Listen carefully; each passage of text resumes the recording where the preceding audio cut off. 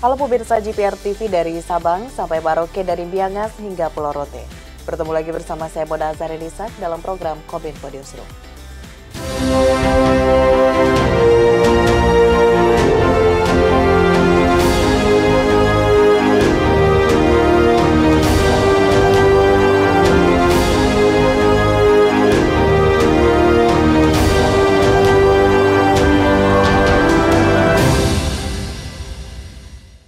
Kita ke informasi pertama. Presiden Republik Indonesia Joko Widodo dalam Forum Rektor Indonesia menyampaikan sumber daya alam yang melimpah tidak cukup menjadikan Indonesia sebagai negara maju. Presiden menilai diperlukannya sumber daya manusia serta ilmu pengetahuan sebagai penunjang. Presiden Joko Widodo saat membuka konferensi Kampus 29 dan Temu Tahunan 25 Forum Rektor Indonesia meminta perguruan tinggi untuk menyiapkan sumber daya manusia yang unggul guna menyongsong bonus demografi pada 10 tahun ke depan. Menurut Presiden, sumber daya alam yang melimpah tapi tidak cukup untuk menjadikan Indonesia sebagai negara maju. Paling penting adalah SDM yang berkualitas. Presiden Jokowi menceritakan saat ke Vietnam mendapatkan informasi bahwa ada satu perusahaan swasta Research and Development memiliki 2.400 peneliti. Hal itu menunjukkan betapa Vietnam sangat menghargai riset. Untuk itu, demi memperkuat R&D di Indonesia, Presiden RI meminta Mendikbudristek Nadiem Makarim menambah anggarannya tahun ini. Di mana menurutnya jika anggaran R&D sudah diperbesar, maka Presiden selanjutnya pasti ikut melanjutkan. Selain itu, Presiden RI juga menjelaskan lembaga perguruan tinggi punya peran strategis untuk menciptakan SDM unggul dan berkualitas dan bukan hanya menguasai ilmu pengetahuan, tetapi juga yang mau belajar. Selain itu, SDM yang kuat fisik, mental, dan moralnya. Orkestratornya boleh dari BRIN, tetapi perguruan tinggi peran untuk riset dan development-nya harus betul-betul diperkuat. Artinya lagi Pak Nadiem, anggarannya diperbesar.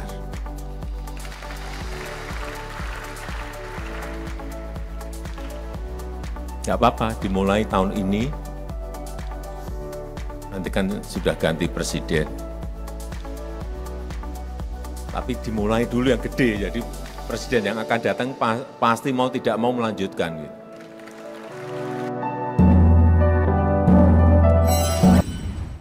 Menteri Komunikasi dan Informatika Republik Indonesia Budi Aris Setiadi mengajak generasi muda meningkatkan literasi digital agar tidak mudah termakan berita hoaks atau berita bohong yang disampaikan saat kunjungan ke Batam, Kepulauan Riau. Ia juga meminta anak muda dapat menjadi kontrol di lingkungan keluarga, komunitas, dan masyarakat jelang pemilu 2024.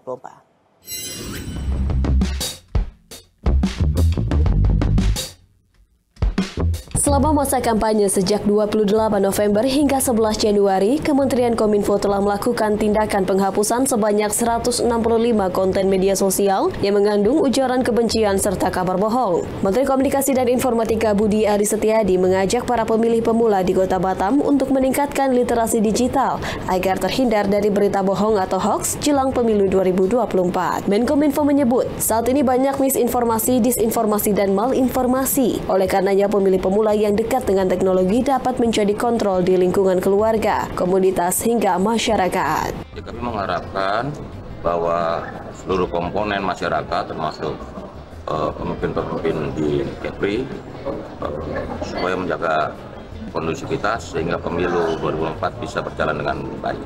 Begini, ini ada hoax nih, misalnya satu isu nih, yang pasti itu jelas berita bohong.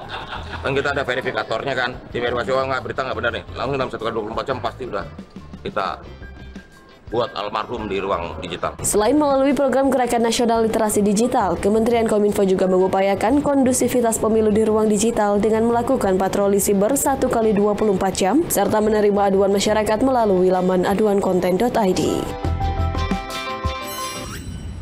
Kita ke informasi lainnya pemirsa, Menteri Kesehatan Republik Indonesia Budi Gunadi Sadikin memberikan apresiasi kepada RSUD Haji Surabaya yang mampu mengintegrasikan sistem teknologi informasi terhadap aplikasi Satu Sehat. Selain itu, Menkes meminta harus ada peningkatan dari sisi pelayanan kesehatan untuk masyarakat umum dan khususnya jemaah haji.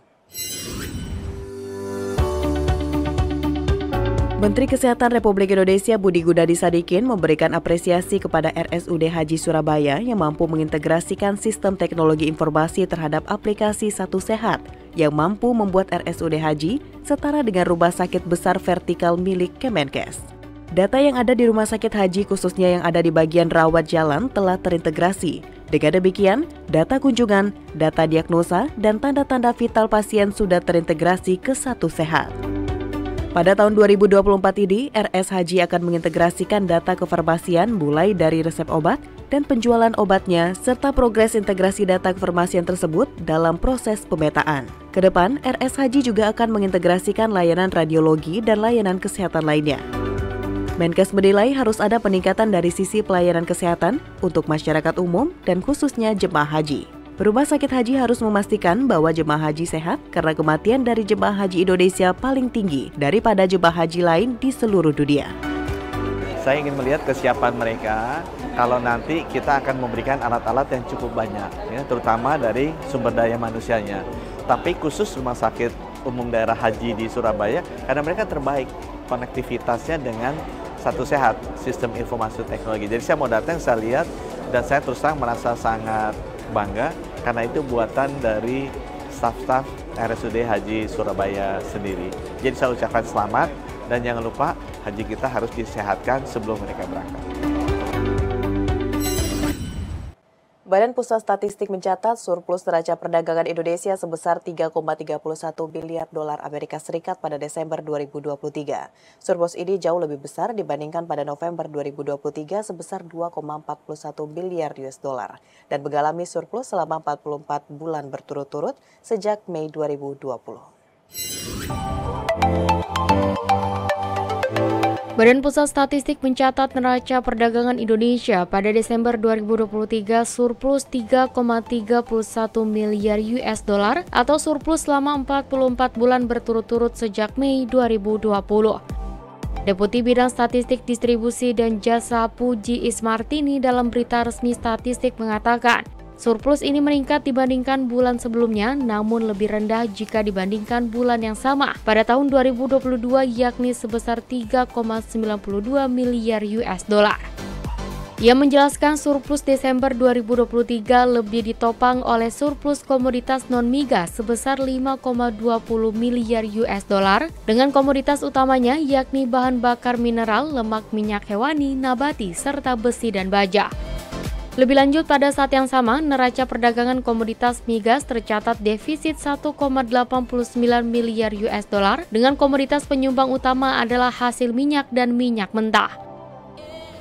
Defisit neraca perdagangan migas Desember 2023 ini lebih rendah dari bulan sebelumnya, namun lebih tinggi dibandingkan dengan bulan yang sama pada tahun lalu.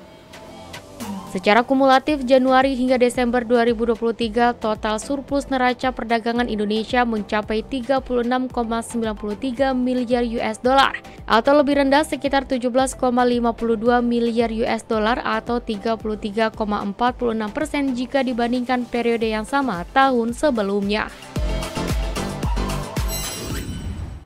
Pemirsa, usai jeda pariwara, kami akan kembali dengan informasi lainnya. Tetaplah bersama Kominfo Newsroom.